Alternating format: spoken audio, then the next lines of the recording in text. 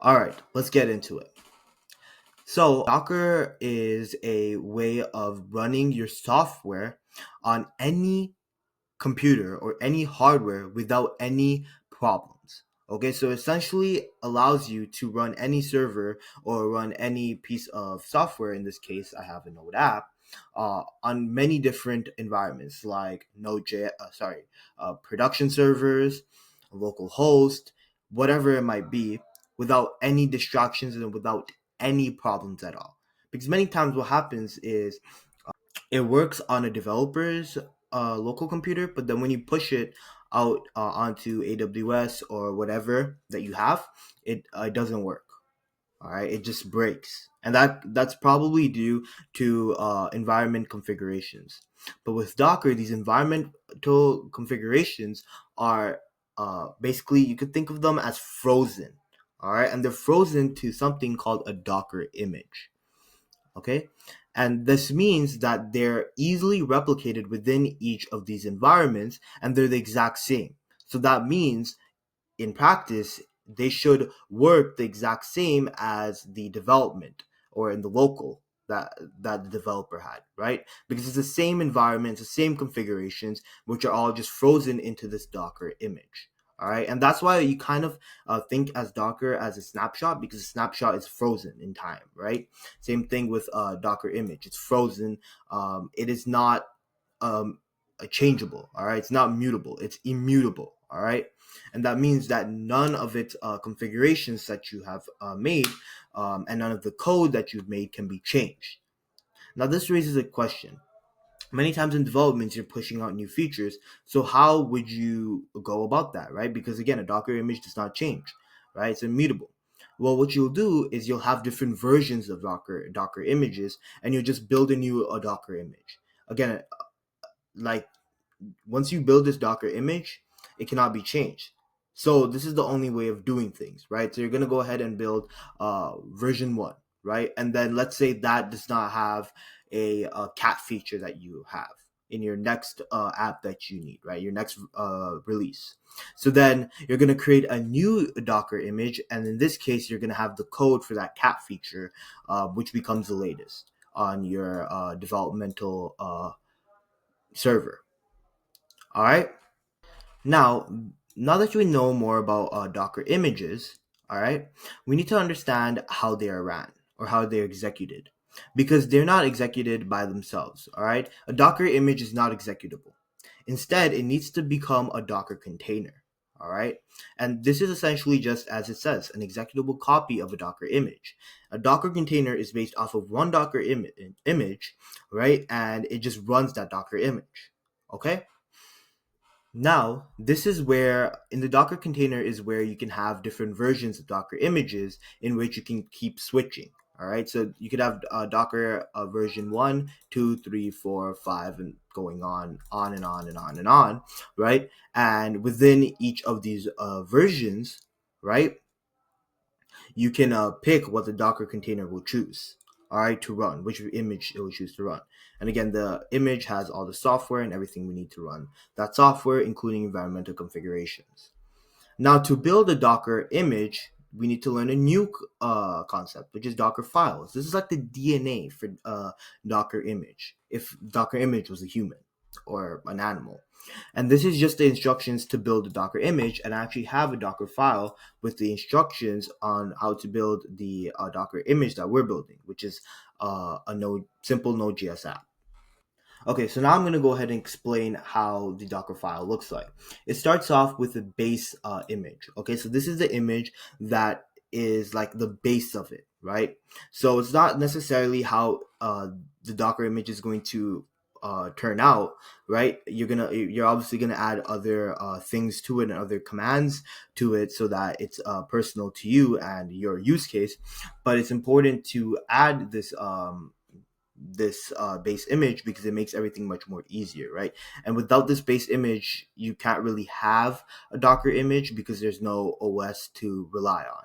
In this case, there is a dedicated OS for Node, right? Because again, Docker images, they run on an operating system. And so before this image was built and this OS, you could think of it, was built, you'd actually have to run on a Linux-based system and then run the node commands from there. But now, we have this node Docker, so everything's much more easier. Then we're going to add a work directory. It can be whatever name you want. Just make sure you have one. In this case, I have /app because that's what the documentation's use. And then we're going to copy both the package lock and package JSON. We only need one copy command because we're running a wildcard over here, which will just get all the files starting with package, right? Which are only 2 in this case. So it just saves us that one line of code. Excuse me. Then we're gonna run a command. All right, and we're running npm install, so we're just installing everything based on the package JSON and package lock JSON. We're just getting the instructions to run it. Then we're copying every file and code that we need to actually go ahead and run this application. Important thing to note is that we do not want the node underscore modules in it, right? Because that will, first of all, we're already running npm install, which will build a node module file. But let's say we cancel that out. It's still not the best practice because the bundle size is going to be very, very large. So what we're going to do is we're just going to create a docker ignore file. Make sure you have a dot before that. And then we're just going to type in node underscore module, same as a git ignore. And that way, Docker is going to go ahead and ignore the local node modules. All right, and otherwise it's going to add every other local file. And then we're going to expose our port. All right, this just means that this is the port which within the node base operating system knows to operate on, and that's just going to be the same port as the node app, which is 8080. All right. And then we're going to run the command, right, that will start this node app, which is just npm start. Make sure within the package.json, you actually have that script available. Okay, now that we have all this done, make sure you have Docker installed. You can just run Docker, you can just type Docker install, and then your operating system, I have Mac, and then you just click on the top link, and then you're good to go. Okay, now that we understand what Docker is about, which is really about developer experience, right? And reliability mainly, right? We're going to go ahead and do a practical example using terminal. All right. And we're actually going to go ahead and publish a Docker image onto the cloud through ECR, which is kind of like Docker Hub, right? So Docker Hub is really a marketplace of different operating systems that we can use within Docker. So it's kind of the same thing, but it allows us to publish our own custom images, in which this case is a custom. This is a custom image because of the fact that now it has all of our source code in it. All right, it's not just an empty Node.js app. It actually has our files within it. But anyways, before we do that, I want to just do it through local first. So to go ahead and build a Docker image, right, which will keep all of our files, we're going to run docker build. All right, and when we run docker build, all right, we're going to go ahead and use the /t. This is just the tag method. So we can go ahead and name this image. And we're just going to go ahead and name it my node app 1. You can name it whatever you want. And then you want to go ahead and add the dot. Make sure you're in the same directory as the node app if you're going to use dot, or else you just want to go ahead and reference node directory. All right, the node wherever the Node.js app is. Then when we run this, it's going to go ahead and build everything, and there you go, it's built. Now, to actually see if our Docker image is built, we have multiple ways. So if you did correctly install it, Docker, you should have a Docker desktop app, and in here you will see within my images, all right,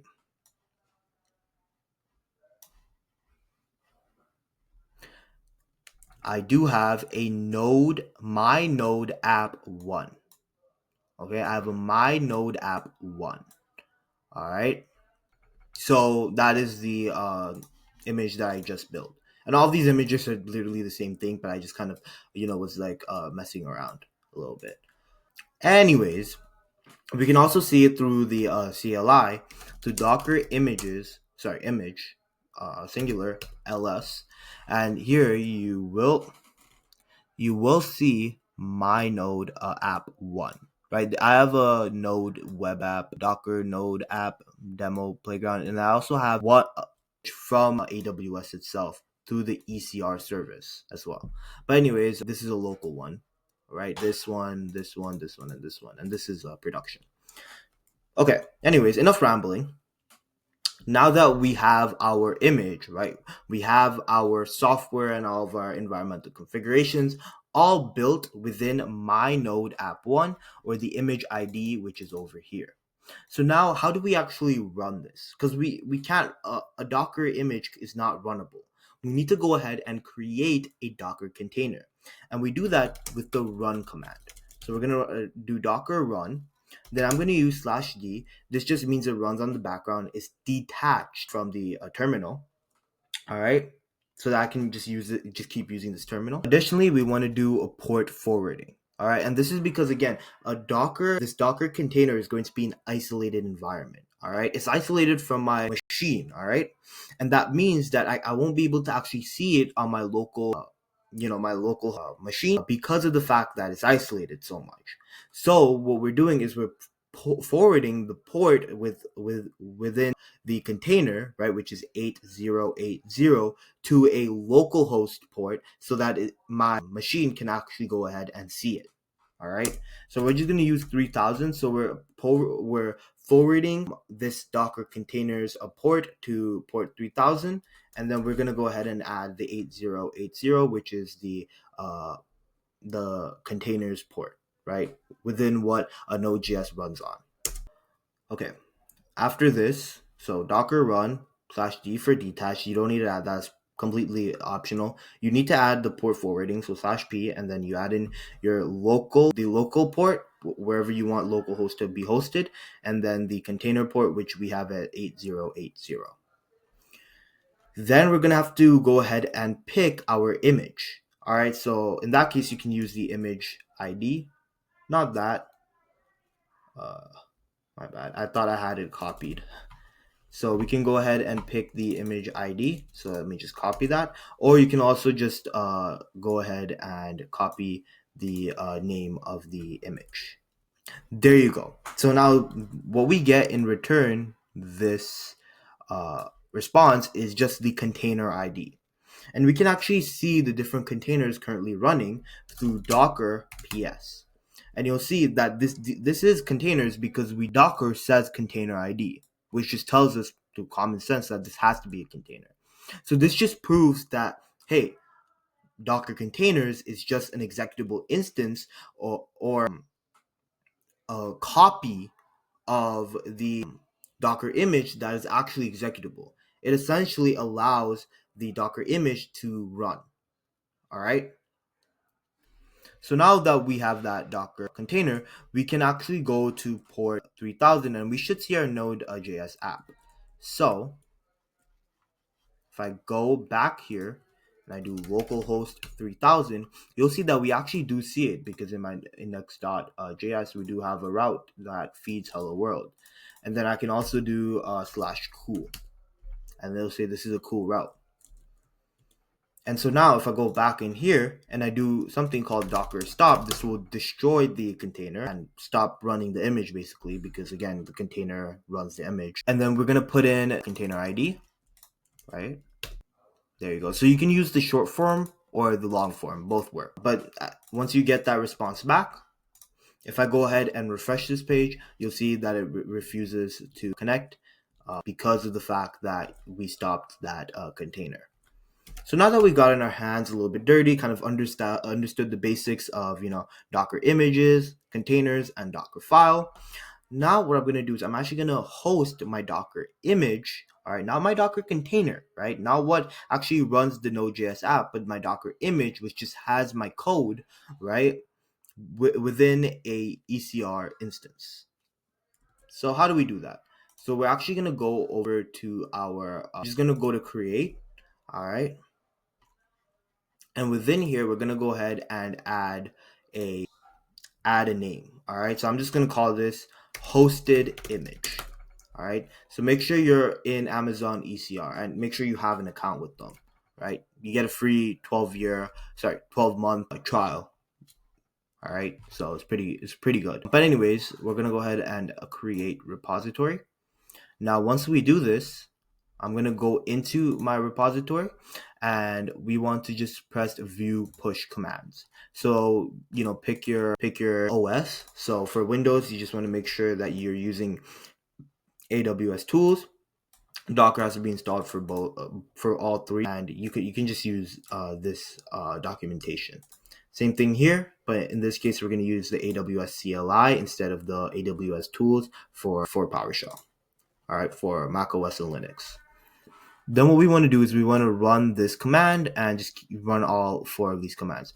But before we do that, it's really important that we get the specific access. So we do that by going to the Identity and Access Management, all right, or also known as IAM. So you would just want to search for IAM, and you just want to go to this service. Okay, that's what I'm on currently.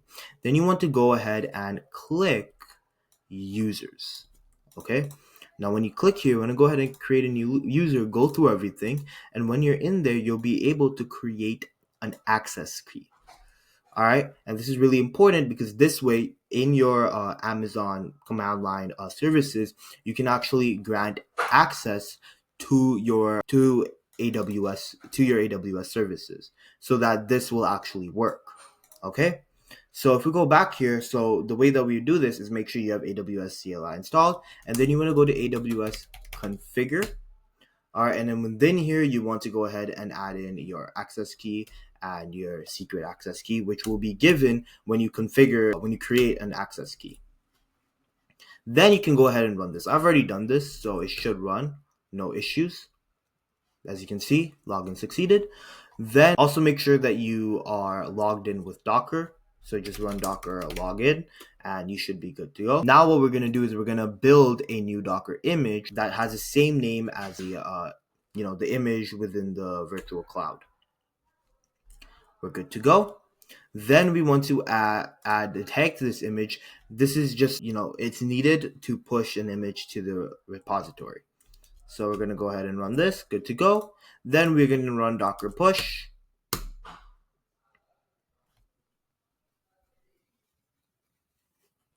Let it do its thing. Boom.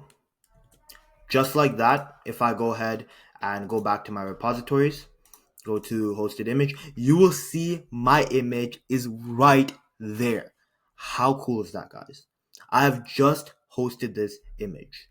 Now I can go here and I actually can go ahead and access it through this URI. You have to make sure you're obviously authenticated with the AWS CLI, right? But now I can just do Docker pull, go ahead and pull this, and boom, I get my image on my local computer, and I can go ahead and create a container on my hosted image. This is on the cloud. This is production. This is what companies use. How cool is that? Additionally, within your repository, you can actually go ahead and create you can go here, my bad, and you can go ahead and add new images within a repository. All right, so within your repository, you can have multiple images. All right, and these images will serve as versions. Okay, that's why the tagging was necessary, right? Because that image tag basically just tells us it's the latest, right? And as we keep pushing new images, we're just gonna have them have the latest tag instead of the older, more obsolete versions. Because again, the image cannot be changed. So if you add new code, you're gonna want to add a new image within this repository. All right, in which it will have the latest tag. All right, so that will have the most updated code that is required. All right, so now to actually go ahead and deploy this so that we can see it in the real world, because we have the image, right? We have the software, but we don't actually have the infrastructure to actually run it, right? Because again, we just hosted the image. We didn't host the container, right? Which is actually what runs the software through the image. So to do that, we actually, if I go back to my home over here, we actually use something called ECS. And this is Elastic Container Service. This is free of charge. Listen to me. ECS itself is free of charge. You're only going to pay for the technology that is underlying of the ECS, which is an EC2 instance, right? And obviously you have to pay for that because you're obviously going to use hardware. if you're not on a trial, obviously. But how cool is that? ECS is free of charge. The service itself is free of charge. And what this is it's kind of like Kubernetes, in which it maintains all of your containers. All right, as you can see, you can deploy your containerized applications. It scales your Docker containers, it deploys them, it manages them, it does all of this for you for free, right? Obviously, if you're using the AWS infrastructure, such as AWS ES2, right? But yeah, so we're gonna learn how to, go ahead and publish this app within a uh, ECS tomorrow. All right, and then this ECS is going to be based on an EC2 instance, because that's how this is just a application layer which goes ahead and manages your containers, which we pushed the image which will build the container, and the container will be within this ECS, right, which will be managed. But to actually deploy these containers so that the broader audience can see them, we need to have servers. So we're going to use EC2. So that's how the auto scaling will also come through, because we will need EC2 instances, and these EC2 instances will be horizontally scaled through the auto scaling that AWS offers, which is also free. All right, so I'm really excited to do this tomorrow. Okay. All right, that is it from me. I hope you guys enjoyed this video, and you got some benefits, and you got a whole learning experience from it. Hemit out.